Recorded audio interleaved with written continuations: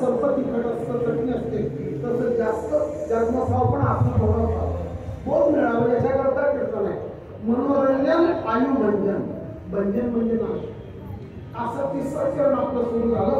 काय सुरू झालं तिसरं चरण?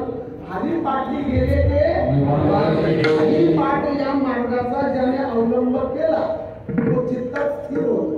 आता तुम्हाला विचारेल कोणी या मुलाने काय सांगितलं? आमचा पेपर कसा असतो सरळ सांगायचं झालं कसं? ज्या वेळेला भुंगा ओरडत राहतो त्याला ब्रह्मा म्हणतात, भवरू म्हटलं जातं, षटपद म्हणतात बावळ याला. आणि काय करतो तो?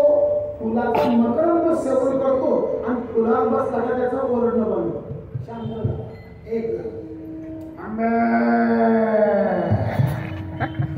याला संस्कृत भाषेत मारवम असा शब्द आहे. आरव म्हणजे आवाज. तर गाईचं वासरू हुंबरत राहतं, ओरडत राहतं आई करता, पण ते गाईच्या कासेला लागलं का त्याचं ओरडणं बंद झालं.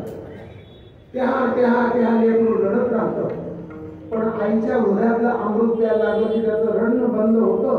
तसं माणूस काठावर, नदीच्या काठावर, डोहाच्या काठावर ओरडतो, पण डोहाच्या तळाला गेल्यावर त्याचं ओरडणं बंद होतं. तसं परमात्मा स्वरूपाच्या तळावर गेल्यावर तो निवांत हरिपाठी गेले ते ब्रह्माला गुंतले. आता पुढचं तुम्हीच म्हणून घेतो बरं का? ऐका बाबा, आमच्यावर जर यमराजाने हल्ला केला तर काही काळजी करू नको, तुझ्याजवळ साधन आहे बाबा. बरोबर, काय साधन सांगू?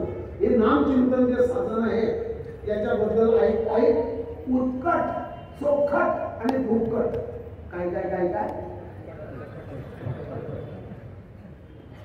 कटकट नाही, उत्कट, चोखट, फुकट, देवाच्या निकट आणि सांगणाऱ्या बोलाचं नाव पोपट. माझ्यावर जर हल्ला केला ना सरळ चिंतन करावं. ज्ञानदेवी मंत्र हरिनामाचे शास्त्र नाही, यमे पुढे बोलतो. याला सुरक्षा आहे चौथ्या चरणात. तिसऱ्या चरणात शांत निवांतपणा सांगितलाय. दुसऱ्या चरणात इतर साधना करायची गरज नाही. आणि पहिल्या चरणामध्ये नामचिंतन या साधनात संतांनी शिक्कामोर्तब केले. असं सुंदर चिंतन हे जुने म्हातारे सांगायचे. हा विषय युट्यूब मध्ये नाही. आपण आपल्या परमार्थामध्ये एवढीच आशा करतो की ज्याला जे व्यसन लागलेलं असेल त्याला ते व्यसन सोडा. व्यसन सोडा आणि आरोग्य घ्या. मला तरी म्हटलं की तुमचा सगळ्यावर चहा घेता का, कॉफी घेता का? मी नेस कॉफी सुद्धा पेत नाही. कॉफीपासून शरीराला बद्ध गोष्ट होतो, त्यामध्ये रक्तात साखर वाढते, चहानी साखर वाढते, शरीर फ्रेश वाटतं, पुन्हा माणूस पहिल्यालाच करत जातो. मग दुधात तुपाचा नाश होतो, म्हणजे दूध दुधात नाही. ऐका पुढचं, शरीराकरता आरोग्य सांभाळावं आणि आयुर्वेदाने सांगितलेलं निसर्गाचा आहार घ्यावा. शाकाहाराचं भक्षण, चारित्र्याचं रक्षण, अध्यात्माचं शिक्षण आणि याच्यात जावं आयुष्याचे क्षण. एका दिवसात 86,400 सेकंद जातात. शांततेने गणित घडी करून घ्या. संगणकवर गणकयंत्रावर करा. एका वर्षात 3,11,04,000 सेकंद जातात. 100 वर्षात 3,11,04,00,000 सेकंद जातात. आयुष्य जात आहे. ज्यांनी मला माळा टाकली त्यांचे सद्गुरू महाराज 3 वाजेला उठायचे, स्नान संध्या करून इंद्रायणीचं पाण्यात स्नान करून सकाळी 3:30 पावणेला नाम जप करताना निघाले. आमच्या गुरुजवळ विमान नाही, कुठलं हे नाही, पद नाही, वाहन नाही, काहीच नाही, पण त्याच्यावर नाम साधना आणि साधना करणारा सिद्ध. त्याच्यावर धर्मशाळा नाही, बँक बॅलन्स नाही, साधी 80-90 बाईक सुद्धा नाही, काहीच नाही. अशा वैराग्याच्या मूर्ती आनंदीत आणत असलेल्या आहेत. तिथे मुलं शिकवत आहेत. तिथून ज्ञान घ्या. मी पुनश्च सांगतो, काही माणसावर काहीच असर होत नाही. मी कोणाच्या घेण्यात नाही, मी कोणाच्या देण्यात नाही, मी कोणाच्या घरी नाही, मी कोणाच्या दारी नाही. सत्ता संपून केलं तर मला माहीत सुद्धा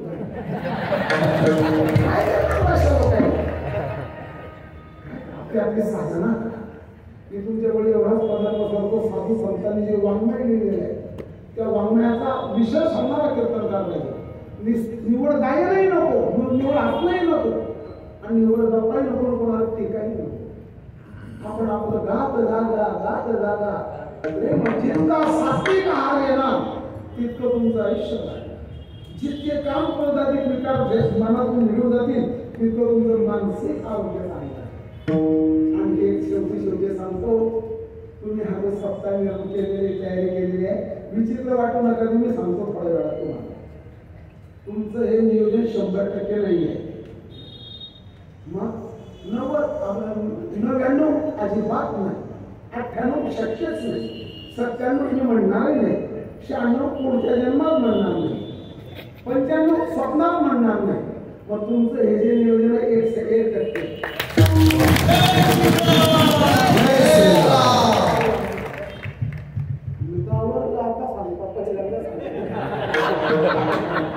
ज्ञानेश्वर मागे करणार होतो. ज्ञानेश्वर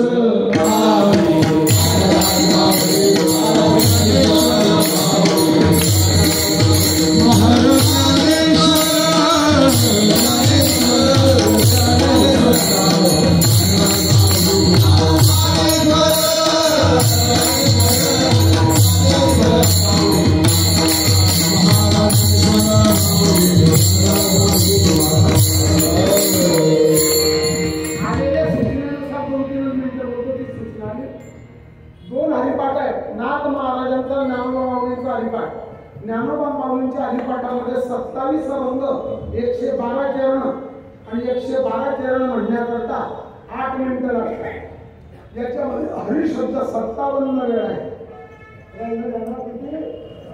57 वेळा. रामकृष्णाधिक नाम 25 वेळा. रामकृष्ण नामी रामकृष्णाच्या 52 आणि वैकुंठ शब्द 6 वेळा आहे. ज्ञानदेवा पाठ दया नराला झाले, ज्ञानदेवा ज्ञानी रामकृष्ण म्हणी, ज्ञानदेवा सांग झाला हरिपाठ राहिले तुम्ही टाका. 6 वेळा वैकुंठ शब्द, पाहुणा शब्द 2 वेळा आहे. शांती दया पाहुणा यमाचा आणि व्यर्थ शब्द 6 वेळा आहे. हरी सगळं व्यर्थ सांगितलेलं आहे. नामाचे विन्मुख त्याचं जीवनही व्यर्थ. अध्यात्माच्या दृष्टिकोनातून व्यवहारिक दृष्टिकोनातून नाही बोलून. आणि नागबाबांच्या हरिपाठात 25 अभंग सगळे सारखे 125 चरण 7 मिनिटात तो हरिपाठ होतो आणि त्याच्यामध्ये हरिशब्द 95 वेळा आलेला आहे. दोन्ही हरिपाठातले 52 अभंग आहेत, 237 चरण आणि याच्यातला सगळ्यात महत्वाचा विषय हरिमुखे म्हणा. चित्त शुद्धी करता नाम चिंतन आहे. ब्राह्मणाने संध्या करावी आणि वारकऱ्याने हरिपाठ करावे. आपल्या कोकणामध्ये एक आदर्श दिसतो. कोकणातला आदर्श महिला आणि पुरुष पायजमा घालून कोण उभं राहत नाही. पुरुषांमध्ये वारकरी गणवेशामध्ये उभे राहतात. युनिफॉर्म म्हणू का चालेल. महिला सुद्धा एकाच पोशाखात शुभ्र पांढरा धवल शक्य पिवळा सुद्धा विष्णू चालत असं सुंदर हे जे दर्शन कोकणामध्ये आहे. असं खानदेशात नाही, देशावर नाही, विदर्भात नाही. आपल्याकडे हे दर्शन आहे. हरिपाठ ही वारकऱ्याची संध्या आहे. हा स्नातवा, स्नातवा म्हणजे स्नान करून संध्या उपासित, दररोज स्नान करून संध्या करावी हे शास्त्राचं विधान आहे. आणि ब्राह्मणाने संध्या करावी, पेशवाय नमा माधवाय नमा वगैरे. ते चित्त शुद्धीसाठी उत्तमातलं उत्तम साधन आहे. आणि पुन्हा सांगतो, भगवान परमात्मा आपलं रक्षण करणार आहे. काय म्हणतात आपल्याला बॉडी गार्ड म्हणतात ना, मराठी शब्द त्याला यष्टी रक्षक. काय काय काय काय आपला यष्टी रक्षक बॉडी गार्ड कोण आहे? देवतारी. बरोबर आहे. देवतारी त्याला कोण मारी आणि देव मारी त्याला कोण तारी आणि इंद्रिय बरी त्याला सध्या काय केली. जाऊ आता लय झाला मला आता सर्वांचा विनंती करतो, सर्वांनी शिस्त पाहिजे. आपल्या ठिकाणी परमार्थ मोडलेला आहे, परमार्थ मोडला पाहिजे, अध्यात्म शिरलं पाहिजे.